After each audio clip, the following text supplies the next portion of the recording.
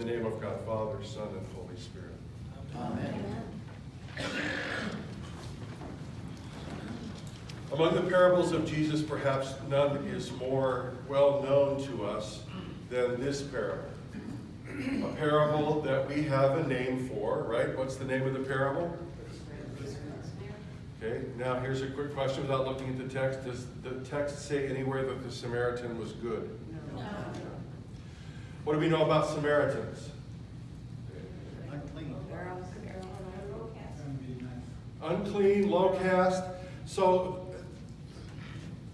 as I studied on this some more and studied kind of the differences, the Samaritans were people who left Jerusalem and went to the north of Judah. They had a separate temple, separate texts for worship, but they worshiped the same God. In today's parlance, perhaps we might say that the Samaritans are one denomination, and we won't prejudice by putting names on it, and that the faithful Jews are another denomination. The question is not a matter of substance, but more a matter of style and tradition. And we can do a lot of separating based on style and tradition that don't have much substance to them, that do not point to the essence of who Jesus was and what he was teaching.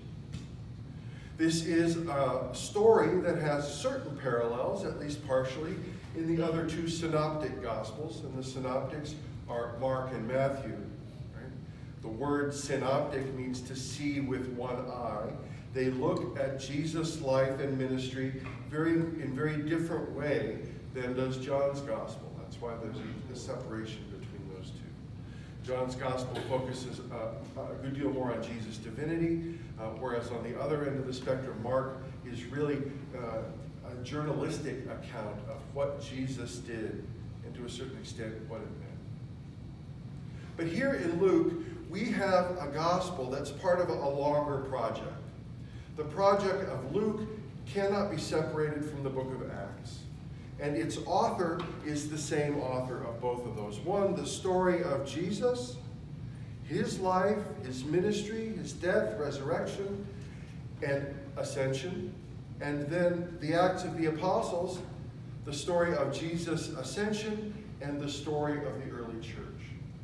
And both histories are important for us to understand, and they should be read in a continuous narrative. It's almost like it is Luke's Gospel volume 1 and Luke's Gospel volume 2. Now there are many blessings that we have because of the liturgy and because of the lectionary that goes along with our liturgy. We are bound, at least by tradition and custom, to read particular scriptures and not to jump over the hard parts. Cherry pick the ones that we like to preach on, or cherry pick the ones that affirm our particular identity, or cherry pick the ones that comfort us. Remember, especially in Luke's gospel, it is blessings. The blessings come at the first part of what he calls, or what we call in his, Jesus giving the Sermon on the Plain, which is very much like the Sermon on the Mount. There are blessings, and then in Luke's gospel, right after that are the woes. It is the good and the bad together.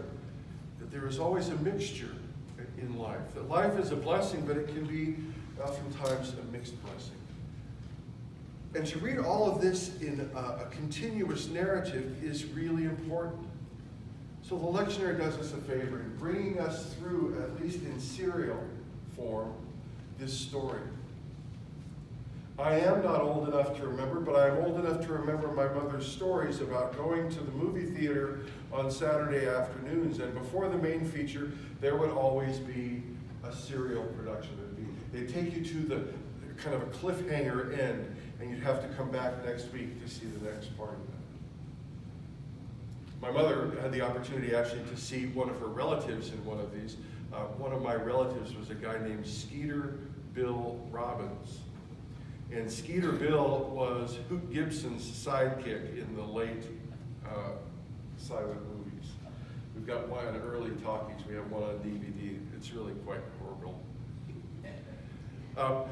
But it was a story designed to keep people's attention and to see them through this story to its conclusion. The problem with reading stories in serial is that sometimes we tend to encapsulate them out of context. And the story itself becomes the point rather than the story as long arc tells us a greater truth about the relationship between God and God's people. All of this is a background to say I am completely and consistently astounded at the way the Holy Spirit can work through the lectionary. Doesn't always happen. Sometimes a real clinker's thrown in there, and oftentimes that's more for me to try and figure out my own reticence to it than the fact that it's not a good text. But if you will look back these past 4 weeks since we have made public our decision to move on, Luke's gospel has had a great deal to say to us. And I'm not going to suggest to you that the interpretation and the sermons I've preached about that are the only way to receive this text. But I think they are authentic for us in the reception of this text. And that these stories bear close resemblance to things that are going on in our common life. 2 weeks ago, we heard that foxes have holes, birds of the air have nests, but the Son of Man has no place to lay his head. That's the first Sunday after we sent out the letter. Basically, it's about homelessness. And if that didn't resonate with you, the Holy Spirit was fully at work next week as well. What did we hear last week? Go forth 2 by 2 and take the message of the good news to every town and village which Jesus himself intended to enter. And when you enter a house, say, peace be on that house. If the peace rests on that house, stay in that house, eating and drinking what they give to you. But if your peace returns to you, shake the dust from your feet, and go on. As I said last week, we don't have to bang our heads against the wall forever. It feels really good sometimes when the pain stops. And this week, we get this story. Now, this story, the story of the Good Samaritan, as I mentioned before, is so familiar to us. Sometimes it is easy to just let it kind of go in one ear and out the other. Blah, blah, blah, Samaritans bad. Blah, blah, blah, Levites and priests, arrogant jerks. Blah, blah, blah, put him on my donkey, take him to the inn. Blah, blah, blah, give him a couple of bucks, and everybody's happy, right? Well, that's great as far as it goes, and there's a lot to learn from that. There's a lot to learn that those of us who profess most proudly, and Luke will talk more about this in his gospel, who pray most loudly might not be the most faithful folks. And it's important for us to recognize that Luke, as one of the commentaries that I read this week, was a theologian of relationships. And he is a gospel writer who could not conceive of an act of love directed toward one's neighbor outside the framework of divine love, nor of loving allegiance to God outside of a community framework. Remember, I've been fairly honest with you for the past 18 months. My sermon is basically one sermon. Community, community, community. Jesus, Jesus, Jesus. Love, love, love. Blah, blah, blah, right? That stems from, in seminary, if you'd miss a class and you'd go back and say, what did I miss in class today? They'd say, well, blah, blah, blah, Jesus. Blah, blah, blah. So it was important not to miss class. But that is what the lectionary is. It keeps cycling us through these stories so this message of divine love can get through to us. And it typically gets through to us in some of our most challenged times. There is a certain brokenness that is required for us to receive the light. It's like Leonard Cohen's song's anthem, ring the bell that still will ring, there is a crack in everything. That's how the light gets in. It is the brokenness in our lives that allows the divine essence to enter. I've said to you before, my teacher, Richard Rohr, says, in his experience, the way that people come to know God is through great love or great suffering, and that they are not mutually exclusive. That great love and great suffering are the yin and yang of what it means to be a human being. And that asking the why me question in light of great suffering is somehow hollow if we don't ask the why me question when we are blessed. And I will give you all the props. As Andy said, this is a challenging and emotional time, but I don't hear a lot of why me going on here. What I hear is what next? How can we still be the church? What is the gospel calling us to do? And for the last year or more, as this has been revealed to us since February of 2018, that our financial situation was not what we hoped, we have asked a recurrent question of that vestry and this one, and of you at large. What risk are you willing to take for the sake of the gospel? I said 2 weeks ago, remember that with very few exceptions, Jesus never, or almost never, says, stay and proclaim the gospel. Jesus says to his disciples, those closest to him, go. And go together. He sends them out 2 by 2. Remember, there's no loving allegiance to God outside of a community framework. For some of us, it's different than for others. I remember going to the advisor to Holy Orders, the person who was in charge of the ordination process, who was also a close family friend, and I said, Bert, I think God may be calling me to be a priest. Bert grew up in Western Virginia and then lived in East Texas, so he had something of a unique accent, and he said, well, Warren, just remember, God only ordains those he cannot trust to be good lay people.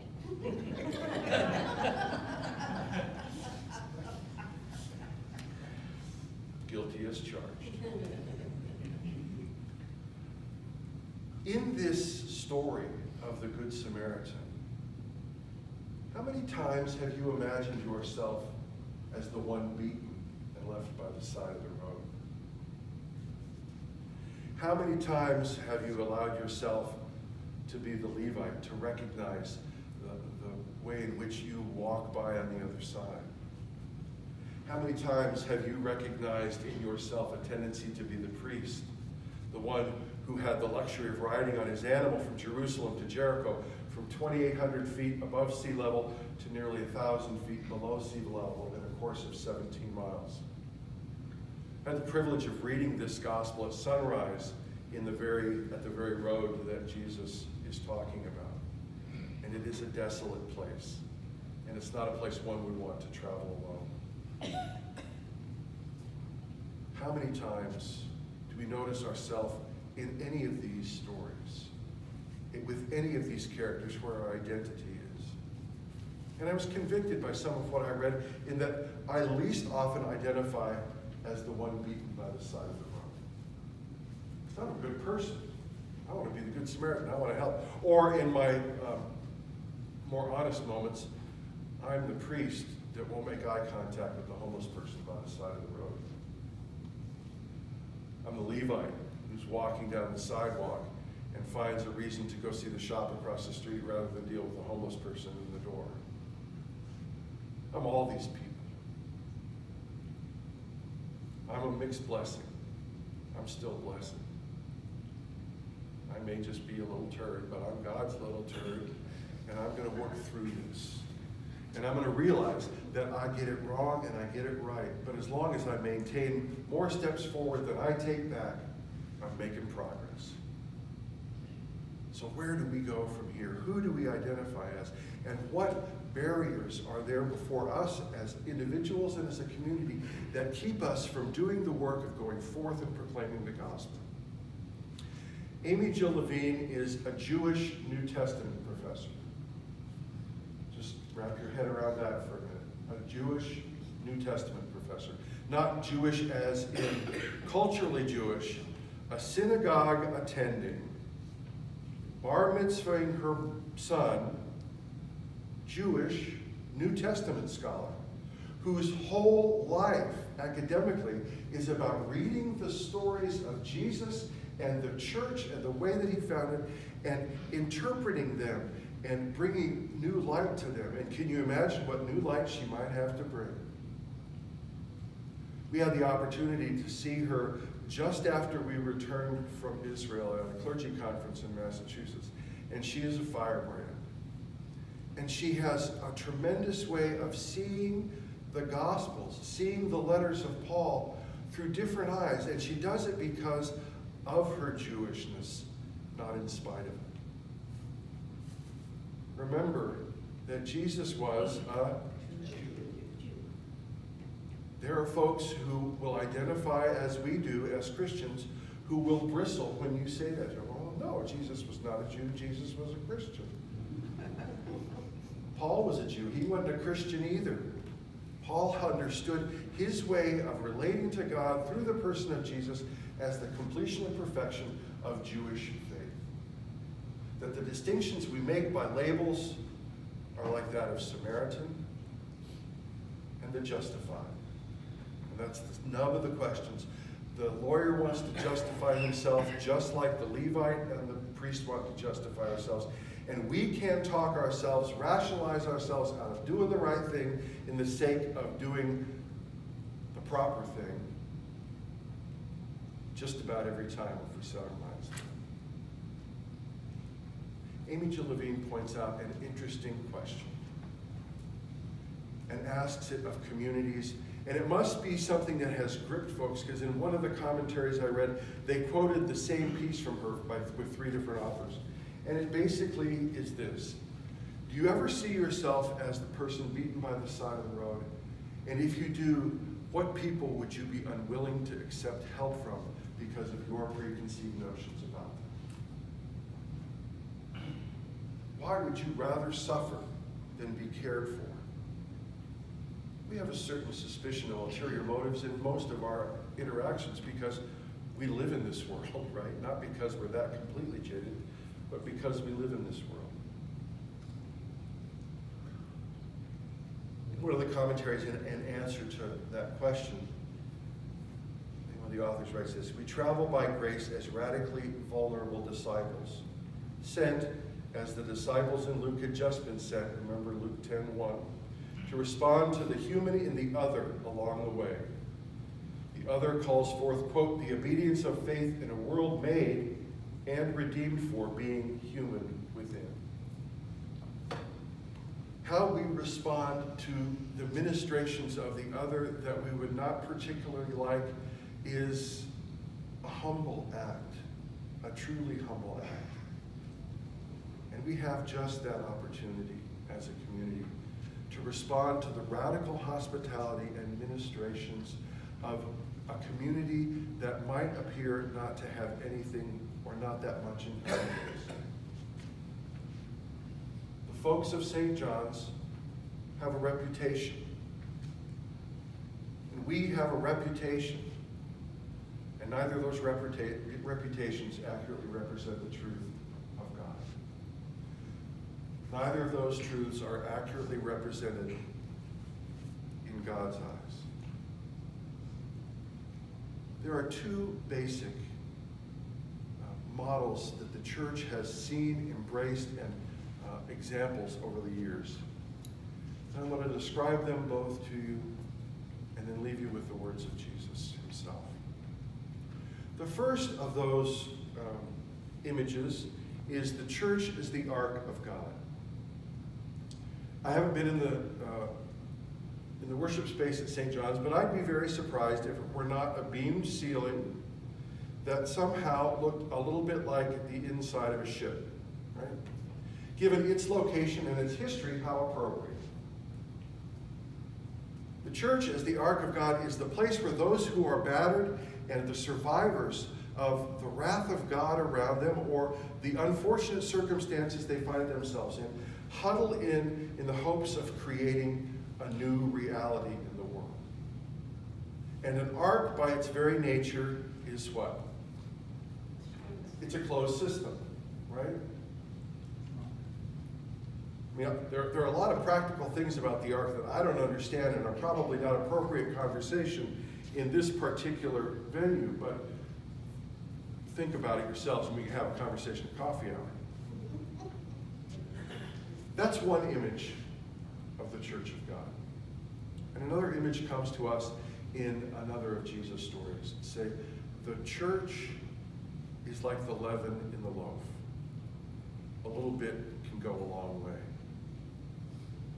The yeast growing and rising creates a body of bread that is different from that if it were not incorporated into that larger lump of dough. It seems to me that we have a choice whether we decide that we want to be the ark of God or the leaven in the loaf. A little bit can go a long way. Jesus sent the disciples out 2 by 2, and doing so changed the face of the world with a group not much bigger than is in this room. I'm not suggesting that I'm Jesus, but I have a strong feeling that the Holy Spirit does indeed brood over this congregation with special care, and most importantly, this congregation is aware of it. The question is really twofold, and it's the question I raised earlier in this sermon. What risks are you willing to take for the sake of the gospel? And are you willing to take up your cross each day and follow Jesus, the Holy One of God, to the places that he has prepared for you, not the ones where we want to go most often? If we can prayerfully deal with those questions and read chapters 9 and 10 of Luke as a whole narrative, I think that we might see a story emerge that can be a template for us to move forward in faith, to take up our crosses daily, and to follow Jesus.